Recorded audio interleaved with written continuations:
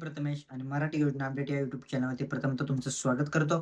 तर बघा, मुख्यमंत्री माझ्या लाडक्या बहिणींनो, तुमच्यासाठी आज काही महत्त्वपूर्ण आणि गुड न्यूज देखील आहे. तर बघा, महाराष्ट्रातील ज्या लाडक्या बहिणी आहेत त्यांच्यासाठी जुलै महिन्याचा हप्ते वितरण लवकरात होऊन जाईल. ऑगस्ट महिन्याच्या पहिल्या किंवा दुसऱ्या आठवड्यांमध्ये हे हप्ते वितरण होईल. त्याचबरोबर हप्ते वितरणाच्या आधी तुम्हाला जी-आर देखील प्रसिद्ध केलेला जाईल. त्याचबरोबर मंत्री आदित्य तटकरे यांनी जुलै महिन्याच्या हप्ते संदर्भात अजून कोणतीही अपडेट दिलेली नाही आहे. आणि मुख्यमंत्री माझ्या लाडक्या बहिणींनो, ई-केवायसी प्रक्रियेबद्दल भरपूर साऱ्या लाडक्या बहिणींचे मला प्रश्न येत आहेत, की लाडक्या बहिणी ई-केवायसीची कधी चालू होणार किंवा Ladki Bahin e-KYC portal, KYC portal कधी चालू होईल? तर महाराष्ट्रातील लाडक्या बहिणींना सांगतो, की अजून देखील महाराष्ट्राचे मुख्यमंत्री देवेंद्र फडणवीस साहेब असतील अथवा सुनेत्राताई पवार, एकनाथजी शिंदे आणि त्याचबरोबर या सर्व विधिमंडळातील जे लोक आहेत, ह्यांनी देखील अजून ई-केवायसी प्रक्रियेबद्दल अजून कोणताही निर्णय केलेला नाहीये. पावसाळी अधिवेशनामध्ये विरोधी पक्षनेत्यांनी देखील मुद्दा उचलून धरला होता लाडकी बहिणी ई-केवायसी प्रक्रियेबद्दल, परंतु ई-केवायसी प्रक्रियेबद्दल अजून कोणताही निर्णय नाही. त्याचबरोबर आदित्य तटकरे देखील आहेत, ह्यांनी देखील अजून या योजनेच्या अंतर्गत कोणतीही ई-केवायसी प्रक्रियेबद्दल माहिती दिलेली नाहीये.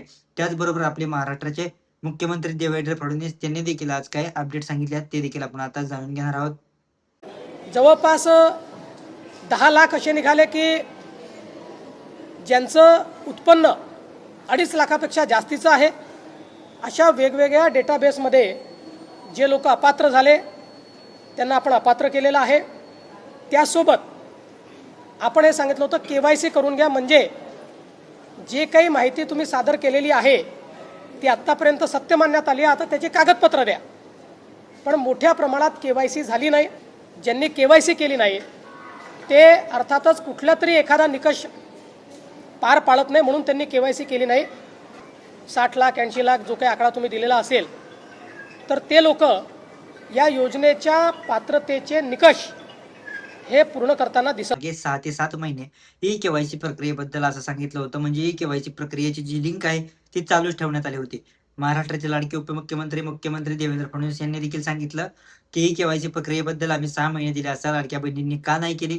त्याचबरोबर ई-केवायसी प्रक्रियेबद्दल अजून इथून पुढे कोणत्याही हप्ते वितरणसह ई-केवायसी प्रक्रियेबद्दल लाडक्या बहिणींची केवायसी, ज्या लाडक्या बहिणींना हप्ते वितरण होत नाहीये, ज्या लाडक्या बहिणींना 6 महिन्यांपासून किंवा नोव्हेंबर-डिसेंबर पासून देखील हप्ते वितरण घेत नाही, अशा सर्वच लाडक्या बहिणींना ई-केवायसी प्रक्रियेबद्दल अजून देखील सध्या अजून कोणताही निर्णय नसून ई-केवायसी प्रक्रियेबद्दल म्हणजे जे ई-केवायसी होणार नाहीये असं देखील सांगितलं गेलेलं आहे. त्याचबरोबर लाडक्या बहिणींसाठी हेच आहे महत्त्वपूर्ण अपडेट. तुम्ही जर आपल्या YouTube चॅनलवरती नवीन असाल तर आपल्या YouTube channel like, share, subscribe देखील करायचं आहे, जेणेकरून तुम्हाला डेली अपडेट मिळून जातील. धन्यवाद.